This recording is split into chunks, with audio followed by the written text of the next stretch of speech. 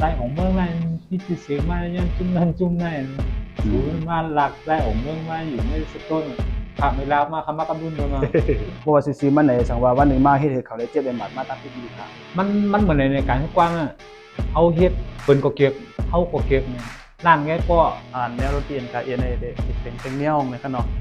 บอลเอ็นเพลงร็อกเพลงทั้งเพลงความเขาก็แค่คัดตัวหนึ่งใจเนาะเพื่อกับว่าเขาแค่ปินผลให้เพิ่นทันว่าที่ปินผลนั้นมันก็มีน้ำลึกมาอยู่นั่นน่ะ มันถอมาอันหลักไหลไหน ครบ10 ปีของสโตน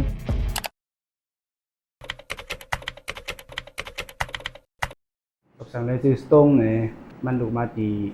มือข้าวเขาตึงเฮ็ดเป็นแบนเป็นจุ่มอันที่ไปฮู้ว่าเป็นชื่อสังแล้วก็ไปฮู้ว่าเส้นต่างเขาที่เฮ็ดนั่นเพื่อกับว่ามีคนวาสนาเหมือนกันนั่นมีอยู่เขา3-4คนนั่นมันขึ้นมาในวงเราอ่ะว่าแต่มันวงสโตนก็มันความจริงว่าสโตนเนี่ยเป็นค่ะอารยะก็วนจะหืนไหนพอเขาได้เฮ็ดจังได๋เขาได้เรียนห้องต่อยในเสียงในร้านก็ย่อเพิ่นรู้มันได้จื้อในเฮาหลงมีอันนั้นวนมาเฮาจะเป็นคนมักลุกกุกกักอะไรก็ผมจื่นเป็นมานํกันตีเป็นจื้อหยังตีคือมันแลบกับพังเฮาแลบพังเฮานั่นน่ะเนาะแลบกับพังเฮามีสร้างมีอันที่แข็งแข็ง1แข็งแข็ง2อยู่แต้มก็มันไปหังไปก็ว่าอยู่แต้มไปตะอีไรคำนึงมีสร้างมีมากินแม่นมากินในซ้ำพอได้เตรียมที่ใส่จีวงมากินแล้วก็จะอันรัดปั้มปีนั้นก็มึงมาเราอีรัดมันนั่นเตรียมบ่ดีทอมเนาะเอาเว้นเป็นภาษาอังกฤษเป็นดีอังกฤษดีกว่านะครับสโตงนะครับสโตงในซ้ำมื้อตีเข้าไปห้องสโตงนำเดี๋ยวเขามากินในก็อังกฤษเดี๋ยวว่าคือทางกันตั้งมือเบ็ดวงมันวงเฮามื้อก่อนตั้งมันมี2ข้อแต่ก้อนนึงก็ว่าร็อกนะครับแต่ก้อนนึงก็ว่าสโตงก็อะไรมากินแน่ก็เอาสโตงเฮาบ่ฮู้ว่านอกเมืองในประเทศมีอยู่มีครบอย่างเรานึงเฮาก็บ่ฮู้ว่าเฮาสิไปกันก็ได้ถึงกะถึงฉะนั้นแหละในส่วนของไต้เฮาได้ก็ตรงนี่ก็มันก็มีการกินเพลินเขาเท่านั้นมื้อ2013นั้นเขาตั้งวงสิเขาจูกันเล่นในร้านจีนในเสียงในร้านเราจีนในเกียงใหม่เนาะมื้อนั้นวายสิห่างหายกับเฮา7-8ปีในเกียงใหม่ตึกเตะขึ้นมีร้านอันที่เรียนสดห้องสดตัวนั้นในร้านใต้ได้มีกันนั้นวายสินั้นมาก็มีการเข้ากันออก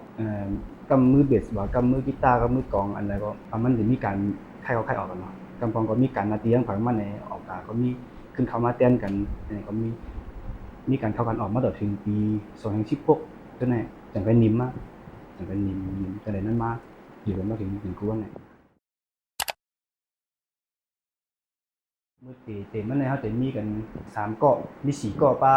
เกมหลาแม่นเฮาเว้ยเกมหลาแม่นในแห้งเลยว่าเฮานับปลามันกำซื้อเป็นที่เป็นการออกแบบการดีไซน์การแคปหางการจงหยาตัวไหน โลโก้ โลโก้ตัวใดก็เป็นมันเฮ็ดมาหมดตั้งแต่การเตะแล้วจุกันเฮ็ดมาก็เป็นมันก็พึกเฮาก็พึก ไว้นั่นเป็นมีประกาศรู้เนี่ยโอ้หาว่ากำบุญเบิ่งน่ะอันนี้ย้อนลาดินไงคำเจอเมื่อถึงแล้วย้อนลาในเพจว่าในพบปั้มใต้ของเมืองนั้นที่จะเสียงมาย้อนจุ่มนั่นศูนย์มาหลักใต้ของเมืองมาอยู่ในสกลขับเวลามาคำว่ากำบุญเบิ่งน่ะกำบุญที่เตี้ยมันจะไว้นั่นมามือหมอกปี2019อยู่เขาไม่เป็นนักการเอาไอ้ตุ้นมันตุ้นในวิมาลามือแคปอันตั้งตั้งแต่มีวิมลาสโตนกำนั้นแหละตัวในวิดีโอก็ดีตัวในอันใดก็ดีแต่มีมือคีย์บอร์ดเป็นมือมีเกปีเนาะว่ามือเฮาแต่มีคีย์บอร์ดเดินสปอร์ตใจ MD เอาเนี่ย MD เนี่ยเป็นซาวด์ที่ข้างนี้เขาเปิดเราก็การกำไรเขาใครเขามีความหลากหลายไม่นิดนึงป้อมหวังกันในเขาไปคือถ้ากันในเขาไปมันเรียน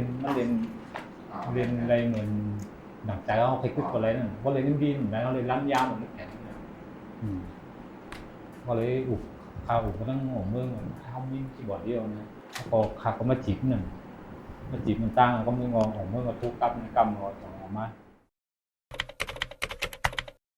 ที่ปารีสเนี่ยเฮ็ดให้มันเป็นมาเนี่ยปารีสก็มันเป็นอันแก้งส่วนตัวที่ปารีสเนี่ยมันเป็นที่คนเฮ็ดตัวสั่งยำอยู่จ้องยำอยู่แต่งานขายมาเนาะเขาทำเป็นที่อาริยะก็ไม่เขาทำมาแจมได้ที่อังกฤษมันเข้มเลยมันห้องง่ายบ่คนเมืองเฮาก็ย่อมานึงมาสังว่าเฮาถามให้เป็นมาได้เฮาก่อนตรงนั้นเก็บไว้เป็นห้องสิเฮามันง่ายใบสิเข้ามาก็คาก็ย่องก็ตู้เขาย่องจ้อมันน่ะก็นี่ก็เป็นอาริยะก็แท้มันจะนั่งที่ซื้อก็ต้นมาหมูเจ้าทักเลยเจ้าทักมันจะนั่งมือสแกนกีตาร์ก็เป็นกันดมาแล้วนะที่เตะจิกตุ้ยเนาะ ตุนก็ซั่นเป็นวิมละนั่นแหละอูเตียนเนาะ ตะการลูย้ำมันย้ำไม่หมุนจ้องย้ำ พี่เตียมันแต่อ่านเลยอ่านว่าเป็นตะการลูไล่จึงว่าเนาะเอาแก้วเอาแก้วมันนั่นน่ะนะก็เอายักษ์เป็นตัวหายก็เอาเป็นตะการลูแบบนั้นน่ะมันก็เปิงที่ว่ามันสิมีขอฮัดเฮ็ดกำมันเป็นแก้อายกำมันไม่จื้อเต้เนี่ยเป็นจื้อปาลี่อ่ะคำขึ้นมาเปลี่ยนขึ้นมาแหลกลายจื้อใจนั่นใจไหนอันนั้นใจเองก็ว่ากันกว่าเว้ยเฮาในซ้ํมันยกตัวอย่างมันจะอย่างเพลงความเฮาเพลงความเฮาก็แค่คัดตัวหนึ่งใจก็คือว่าเฮาแค่ปินคนให้เพิ่นหันว่าที่ปินคนนั้นมันก็มีน้ำลึกมันอยู่เฮาได้ห้อ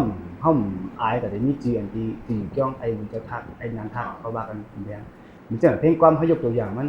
ความเฮาห้องให้ออกมาก็เป็นคนแจมอ่ะเนาะก็เป็นคนแจมกันใส่เขาได้ก็กำนั้นในเพลงความในอย่าไปห้องให้เป็นแค่จากอันนึงอย่างเงี้ยแจ่มเป็นอื่นจะว่ามีแค่กวยซ้ำเฮาจะมาเป็นผลจังซี่เฮาห้องให้ออกมาเลยบางปองในเพิ่นมีลองคำเจอเพิ่นตุกเจอเป็นเคยมาตึงปังเฮาเคยมาอะไรยังจะดีเฮาซ้ำอย่าวนนำเนี่ยเพราะมันวนนำมันที่มันตุกค่าเจอแล้วจ้าแต่มันวนนำมันเป็นห้องให้ออกมาแล้ววายสิห้องให้จะไหนขึ้นว่ากันมันเป็นที่มาของพี่เต้มันก็เคยรัดเป็นซิกเนเจอร์ของแบรนด์สโตงเฮาก็เลยการปิ้นคนนั่นน่ะเนาะอันนี้เปิ้นก็เปิ้นอายอันที่มันถูกที่อายนั้นเฮาขึ้นมาอันที่ถูกที่ปิ้นแล้วมันพังพายมันก็เตื้อข่อยนั้นเฮาจริงเพลงความเนอสโตงเฮาในกำนำในที่เป็นเนอสโตงแต้มกำนำที่เป็นคาแต้มแล้วก็ออกมาส่วนหนึ่งออกมาที่ในตัววงเตก็ไปมอนเฮาอันเป็นมิวสิกเตก็กันก็ออกมาที่ไปมอนรุ่นเดียวเลยอันเฮานับยำแต่ที่เป็นสิ่งเพลงก้อนผลออกมาส่วนหนึ่งแต่ว่าเป็นส่วนต้นเอกกำนำได้ก็เป็นข้าวแต้มข้างกล้วยก็เป็นฝ่ายดนตรีฝ่ายอันเฮ็ดดนตรีจังได๋แต่ก็จะเป็นทางวิเซอร์ค่ะเนาะจะเป็นวิเซอร์เบียกเมืองทำกับคาในก็ได้เลยมีส่วนผมได้ไว้มีความแชร์ค่ะเนาะมีความแชร์ก็จะมีส่วนอัดคีย์บอร์ดกันเนาะคีย์บอร์ดทั้งหมดแล้วก็จะได้อัดในส่วนในทำกับดนตรีก็ทำกับเฮ็ดก็ตีกันเนาะเฮ็ดก็ตีที่กันเฮ็ดดีไซน์ของเมืองก็จะอยู่ทางกาลีค่ะเนาะจะอยู่ทางเมืองเฮาขาฟิเซอร์ทำดีอยู่ทางในแล้วก็อยู่ก็ตีครับนาทีไปนาทีมาเนี่ยก็ส่งกันในอีเมลให้ไหนค่ะเนาะก็กำนำมันได้ว่าเป็นมิกซิ่งแบบมาสเตอร์ออกมาในจะเป็นฟิเซอร์อยู่ที่บ้านลูกอะไรบ้านนั่นน่ะหมอกปอกของมือเฮ็ดมาหมอกปอกก็มาเป็นกว้างเลยนะมาเป็นกว้างเลยที่ตาหัวหลงมาหมอกปอกก็มาเป็นกูก็ว่าถ้าหลงมาเสร็จหลับเนี่ยหมอกปอกก็แค่เรามีคอยหรอบ่นบอกพี่ซื้อบ่นไอเดียเฮ็ดความหมังหัวบ่นบอกที่คือตีปอกมันได้เข้มอ่ะคนแก้วบ่ล่ะหัวพี่ซื้อสูงมันหมอกปอกกินได้ก่อนเข้มมื้อครับก็ถึงมาถึงโครงสร้างมาถึงแบบแต่นะบางหัวก็ของตั้งต้นหันเฮ็ดrồi cắm sợi anh ấy kem cắm này chia sẻ kem cắm ăn sợi kem có hơi của sủng bao nhiêu cũng có cái này kem là cái này mà นะปันไม้วุ้นกับวุ้นไม้เนี่ยเขาเอามือมาปุ๊กไล่มือขาตั้งหักเลยย่อน่ะรู้สึกย่อมันจะออกมือแต้มน่ะมันเป็นใจเสียงเคยแต้มขาดดีของอัดมันน่ะไอ้เสียงเคยมากเขาเฮ็ดได้ดนตรีมิวสิกอะไรเนี่ยมันเหี่ยวมันตื่นนั่นเหนียมเนี่ยนะเฮาวนไว้อ่ะนั่นเรื่องที่ใส่ความของอะไรมาเฮ็ดเนี่ยนั่งเฮ็ดย่อกงน่ะที่จะมาล้างห้องกล้วยเหรออยู่ว่านั่งกันนั่งกินหมูกระทะเปิดหนองมือฝอมอัดถอมไม่เห็นว่าก็เป็นสตูนั่นน่ะว่ามันขายเป็นเท่าไหร่โลก็ไปขายมันก็ของห้องร้านนึงมันก็เลยของไม้เอามาเฮ็ดไปยอฝาห้องยอยังหมดน่ะถูกกออัดยังหมดอ่ะจะไปส่งมามิกซ์กับมิกซ์นะครับที่เห็นมาสลิงความหมังหัวในว่ามันแยกกับไออันไหนในก็เฮาก็คือปีเขารุ่นเยอะรุ่นปีเฮาหลายก็อันเป็นป้ายมันเหมือนกันที่เขาจอยเฮานั่นเนาะยันหลายคนนึงครับเกี่ยวกับเพลงความตรงเนาะอันอำถางแล้วเปลี่ยนมามีโหนึงอ่ะอันถางมันเป็นมาอันถางจำเจื้อเหือเนี่ย1เฮ็ดง่ายที่สุดแล้วก็เผยออกก็ซ้ำเป็นนำฮู้จักนำที่สุดได้บ่นำที่สุดเพราะเกี่ยวกับหนุ่มเนาะความรู้อ่ะ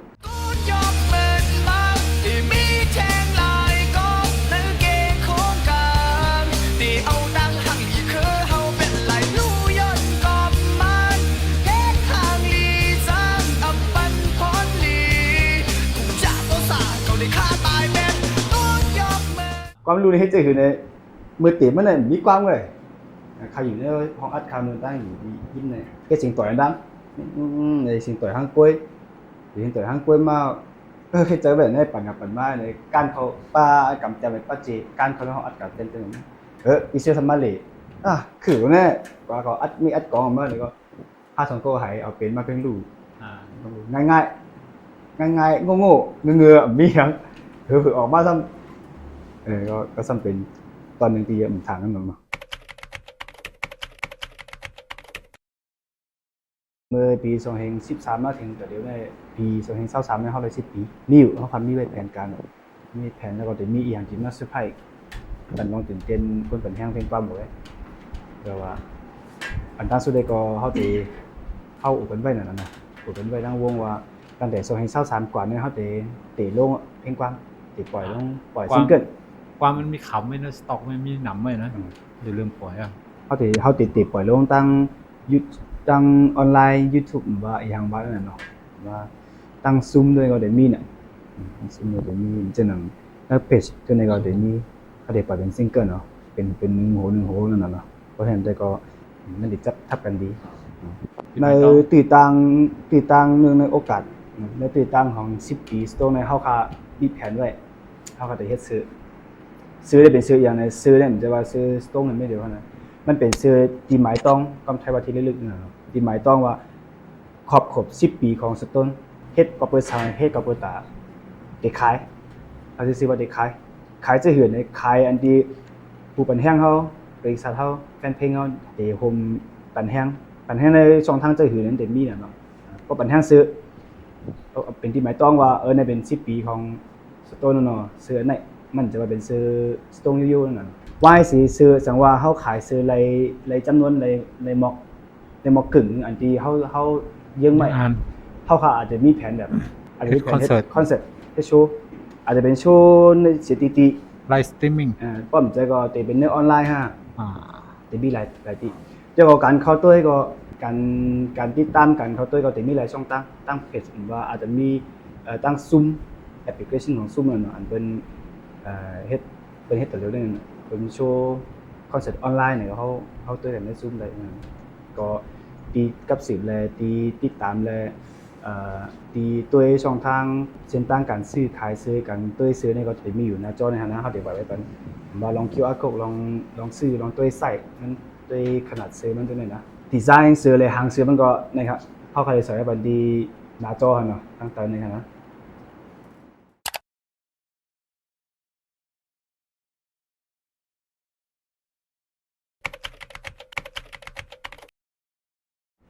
ฝากติดตามเขาหน่อยฝากติดตามนะครับเป็นแห่งกันหลายๆช่องทางเหมือนจังหนังเนื้อเพจก็จะเป็นสโตงเกาหลีของเมืองอาริยะเกาหลีตั้ง YouTube ก็ของเมือง Official อันนั้นเข้ากับติดแกมโหตัวย้อนได้ปานนั้นนะแล้วก็การปันแห้งซื้อเขาค่ะครบ10 ปีสโตงก็เขาจะมีไลน์มี QR code ไว้ปันตั้งไลน์เกาหลีเพื่อก็เขาจะปล่อยกูตั้งๆนะเพื่อที่หันง่ายที่ฮู้ง่ายนะการติดต่อการซื้อขายที่เลยมาอยู่ในวงสตนก็คือวาสนาเนาะวาสนา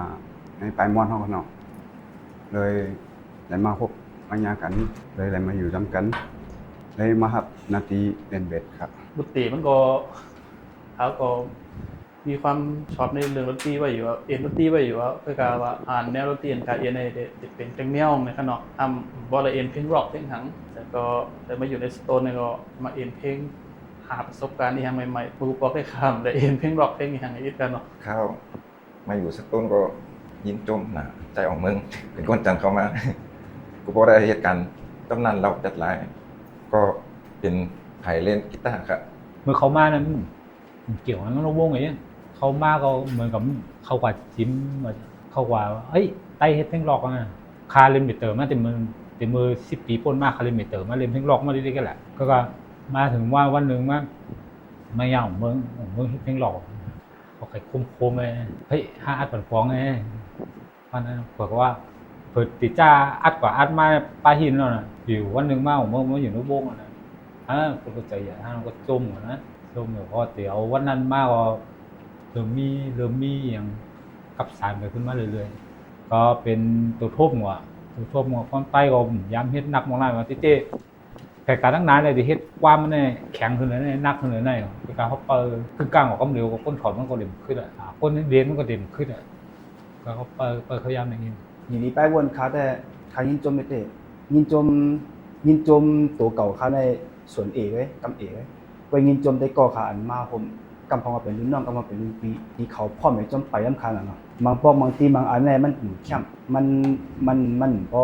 ลองมีลองคือขำพอลองมีลองจังใจด้วยการเขาก็ขำหยาบจ้อหมู